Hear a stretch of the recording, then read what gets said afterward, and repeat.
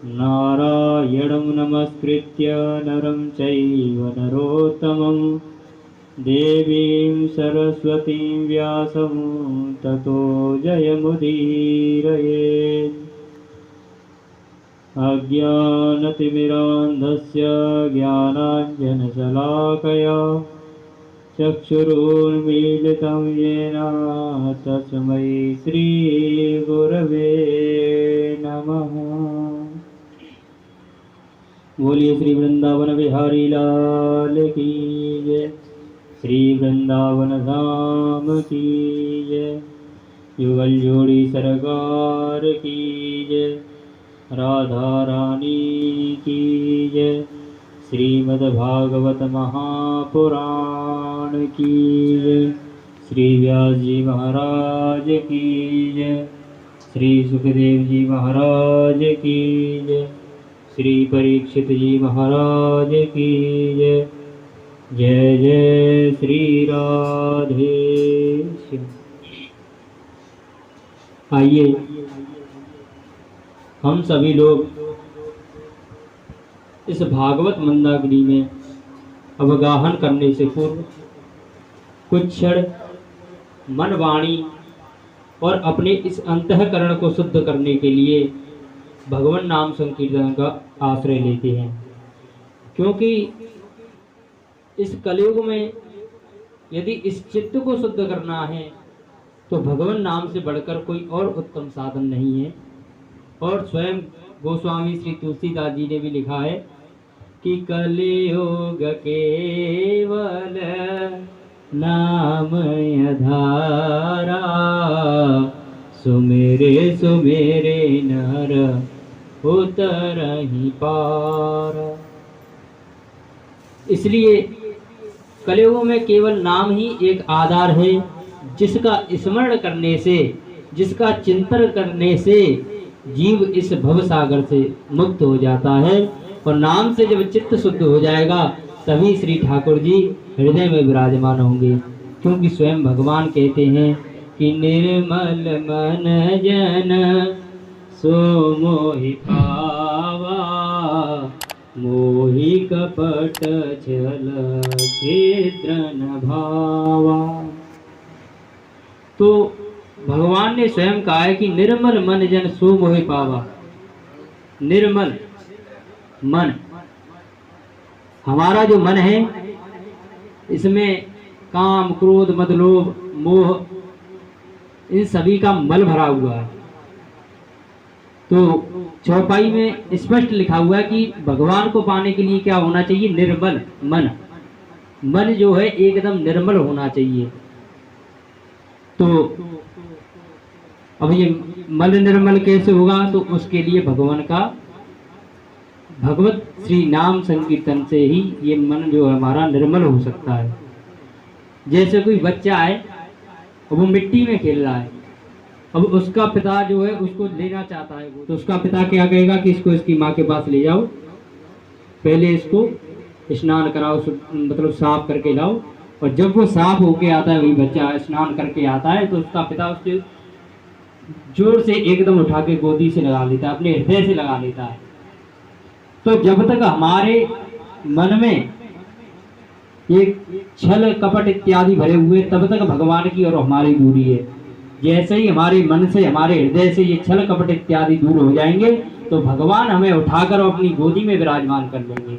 अब ये दूर कैसे होंगे? तो इसके लिए भगवान के नाम संकीर्तन की अति आवश्यकता है। तो आइए हम और आप सभी लोग कर्तव्य ध्वनि का आश्रय लेते हुए भगवान नाम संकीर्तन करेंगे। बोलिए श्री वृंदावन बिहारी लाल की। अखिल लोक ब्रह्मांड नायक सच्चिदानंद विग्रह लावण्य माधुर्य सिंधु अनंत कोटि कल्याण गुणगण सिंधु परमानंद कंदन चिन्मूर्ति भक्त वत्सल शरणागत वत्सल करुणा निधान भक्त वांछा कल्पतरु दीन बंधु दया सिंधु श्री वृंदावन बिहारी लाल की अहेतुकी करुणा कृपा से श्री वृंदावन बिहारी जी के ही चरण छत्र छाया का आश्रय लेकर श्री वृंदावन की युगल स्वरूप श्री राधा कृष्ण की दिव्य विहार स्थली श्रीधाम वृंदावन में यमुना जी का आश्रय लेकर आप सभी संत गुरुजन, विप्रजन एवं सभी श्रद्धालु श्रोताजनों की पावन सन्निधि में बैठकर श्रीमद् भागवत मनाते हुए हम अपने इस देव दुर्लभ भगवत कृपा से प्राप्त मानवलब्धि सत्संग लाभ ले रहे हैं। यह हम सभी के ऊपर बिहारी जी की अकारण करुणा कृपा हुई है। यदि हम लोग अपने साधन की ओर देखें तो हमारा ऐसा कोई भी साधन नहीं है जिससे कि हमें भगवान की कृपा प्राप्त हो जाए, भगवान की कथा प्राप्त हो जाए। ये तो केवल भगवान की कृपा का ही फल है जो हमें ये सत्संग लाभ प्राप्त हो रहा है। देखिए, जहाँ कहीं भी भगवान की कथा होना सुनिश्चित हो जाता है तो वह स्थान कथा प्रारंभ होने से पूर्व ही तीर्थ बन जाता है। अब वो तीर्थ कैसे बन जाता है? यद्यपि मान लीजिए कि कथा तीर्थ स्थान या देव स्थान पर हो तो वो उचित ही है। अलावा यदि कहीं भी अन्यत्र कहीं भी कथा होती है तो वह स्थान भी कथा प्रारंभ होने से पूर्व ही वह तीर्थ। कोई भी ग्रंथ या कथा को प्रारंभ करने से पूर्व उसके महात्मा के विषय में बताया जाता है।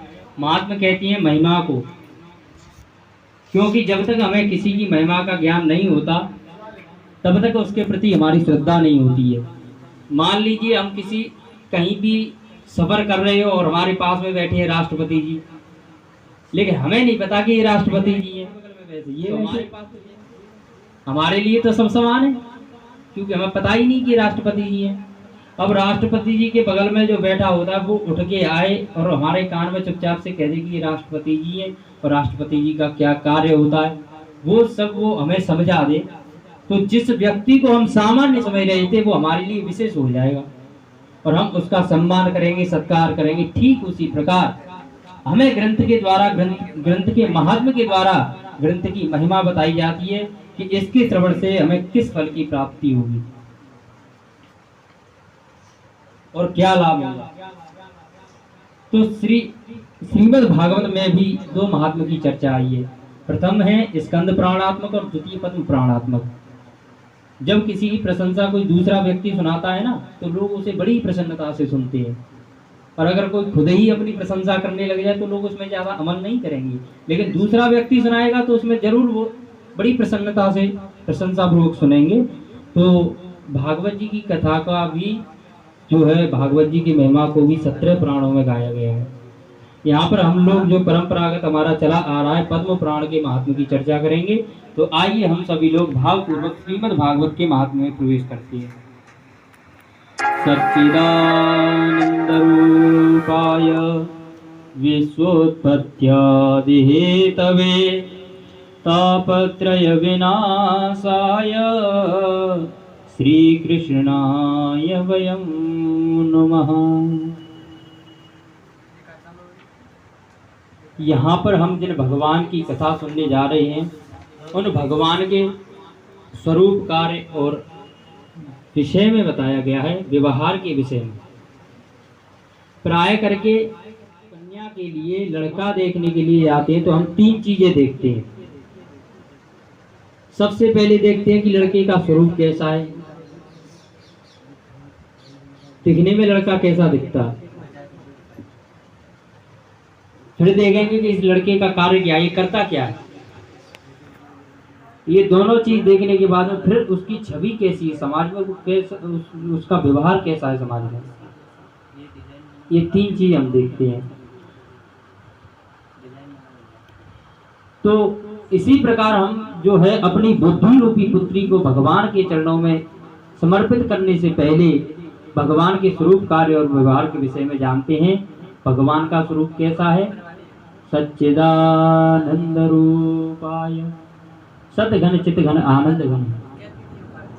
सत कहते हैं सत्य को, जो एक जिसमें काल के प्रभाव से परिवर्तन ना हो उसको सत्य कहते हैं। इसीलिए तो संसार को झूठा कहते हैं, क्योंकि संसार एक रस नहीं रहता, इसमें परिवर्तन होता रहता है। पहले हम बच्चे थे, फिर जवान हो गए, फिर बुढ़ापा आ जाएगा और धीरे धीरे सरक जाएंगे। संसरते संसार है, ये सरकता चला जा रहा है। हम कितना भी इसको पकड़ने की कोशिश करें लेकिन नहीं पकड़ पाएंगे, क्योंकि यह परिवर्तनशील है। और भगवान में कभी भी काल का प्रभाव नहीं पड़ता। इसलिए भगवान सत्य है, भगवान का पहला रूप सत्य है। अब भगवान के चित्त स्वरूप की तरफ हम चलेंगे तो भगवान का चित्त स्वरूप, चित्त कहते हैं चैतन्य को, जिसकी चेतना कभी लुप्त ना हो, वही चैतन्य है। और जीव में जो चेतना है वह भगवान के द्वारा प्रदत्त चेतना है। चाहे मैं हूं या आप हो, सबके अंदर जो है भगवान ही चेतना रूप में विराजमान है, भगवान के द्वारा प्रदत्त की हुई चेतना है। एक बार लक्ष्मी जी भगवान से बोली कि प्रभु देखो, आपसे ज्यादा जीव जो है, संसार के मानव जीव जो हैं, आपसे ज्यादा मुझे प्रेम करते हैं। भगवान ने मन में सोचा, बात तो आपकी सही है। भगवान बोले, देवी प्रश्न आपका बहुत ही उचित है, लेकिन इसका उत्तर जो है हम समय आने पर ही देंगे। अंततोगत्वा वह समय आ ही गया। एक दिन की बात है, कुछ लोग मुर्दे को लिए हुए राम नाम सत्य है, राम नाम सत्य है कहते हुए शमशान की तरफ जा रहे थे। तभी भगवान ने लक्ष्मी जी से कहा, देवी अब तुम इनके सामने अपना प्रभाव दिखाइए। तब लक्ष्मी जी ने उनके सामने अपना प्रभाव दिखाया और उनके सामने धन की वर्षा कर दी।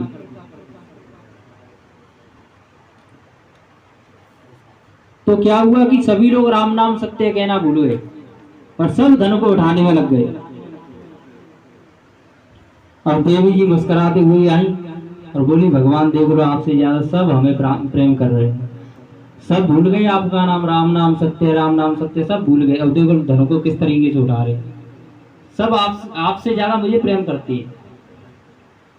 तब भगवान ने कहा, देवी सच में सब लोग आपको उठा रहे हैं? कि भगवान आप अपनी आंखों से देख लीजिए। तो भगवान ने कहा, देवी उठा तो सब रहे, लेकिन ये जो मुर्दा पड़ा हुआ ये आपको क्यों नहीं उठा रहा? देवी सोचते हुए बोली कि भगवान इसके अंदर आप थे चेतना रूप में, तो आप इसके अंदर से निकल गए। तो भगवान ने कहा, तो देवी जी इससे यह सिद्ध होता है कि यदि जिस जीव के अंदर चेतना रूप में मैं ना हूं तो आपको पुकारने वाला कोई नहीं होगा। तो हमारे अंदर जो चेतना है उस चेतना रूप में भगवान स्वयं विराजमान है। तो भगवान का दूसरा रूप है चित्त। अब भगवान का तीसरा स्वरूप क्या है? आनंद। आनंद वह है जो कभी छिड़क नहीं होता, बढ़ता रहता है। ईश्वर का अंश होने के कारण आनंद तो हमारे अंदर ही है, लेकिन हम उसको बाहर ढूंढने की गलती कर देते हैं। भौतिक वस्तुओं में आनंद को प्राप्त करने की कोशिश करती है। पहले साइकिल ली थी, बोले साइकिल आ जाए तो आनंद आ जाए, साइकिल मिल गई, बड़े बड़े आनंद है साहब। फिर बोले साइकिल में पैडल चलाने में बड़ी परेशानी होती है, मोटरसाइकिल आ जाए तो ज्यादा आनंद है। भगवान की कृपा से मोटरसाइकिल भी आ गई। अब बोले कि आने जाने की तो व्यवस्था सही है, थोड़ा मकान मिल जाता तो ज्यादा आनंद थे। अब भगवान ने कृपा कर दी, मकान भी मिल गया, लेकिन फिर भी वो आनंद नहीं है सरकार। अब तो इसमें एसी लगनी चाहिए। तो कुल मान की ये है कि कितनी भी चीज मिलती जाए उसको सुख है, लेकिन आनंद नहीं है। लेकिन हम उस सुख को आनंद समझने की गलती कर देते हैं। एक राजा ने आनंद का परीक्षण करने के लिए किसी अपराधी को 1 महीने की सजा सुना दी कि 1 महीने तक तू जेल में रहेगा और 1 महीने बाद तुझे फांसी की सजा दे दी जाएगी। और 1 महीने तक अपने मंत्री से बोल के कि इसके लिए जो भी सुविधा संसार में हो वो सारी सुविधा इसके लिए प्राप्त करा दी जाए, एसी बिस्तर जो भी है सारी सुविधा इसको प्राप्त करा दो, 1 महीने तक ऐश करने दो इसको। अब कुछ दिनों बाद राजा ने जब देखा कि वो अपराधी इतनी सुविधाएं प्राप्त होने के बाद भी सूख रहा है, तो राजा उसके पास गया और पूछा कि भाई ऐसा क्यों कि आपके पास सारी सुविधाएं उपलब्ध हैं संसार की, फिर भी आप इतने सूख रहे हो? उस कैदी के आंसू बाहर निकल आए और बोला, महाराज, जिसकी आंखों के सामने साक्षात मौत हो भला उसे कुछ अच्छा लगेगा? उस कैदी की ऐसी बातें सुनकर राजा ने उसको मुक्त कर दिया। और मुक्त होने के बाद कुछ दिन बाद देखता है कि वही कैदी जो कि जेल में था और उसको 1 महीने बाद मौत की सजा सुनाई थी, उसके पास सारी सुविधाएं होने के बाद भी वो इतना सूख रहा था। आज उसके पास केवल 2 रोटी है और आज इतना परम प्रसन्न है कि कुछ कहा नहीं जाता। तो उस राजा ने कह दिया कि इससे यह सिद्ध होता है, ये सुख तो है, संसार के भोगों में आनंद नहीं है, आनंद हमारे ही अंदर है। अगर संसार के भोगों में आनंद होता तो उस कैदी को प्रसन्न होना चाहिए था, आनंदित होना चाहिए था। जब तक जीव आनंद के स्वरूप परमात्मा का आश्रय नहीं लेता, आनंद की प्राप्ति उसको नहीं होती। अब भगवान के कार्य के विषय में बताया गया है कि भगवान का कार्य क्या है।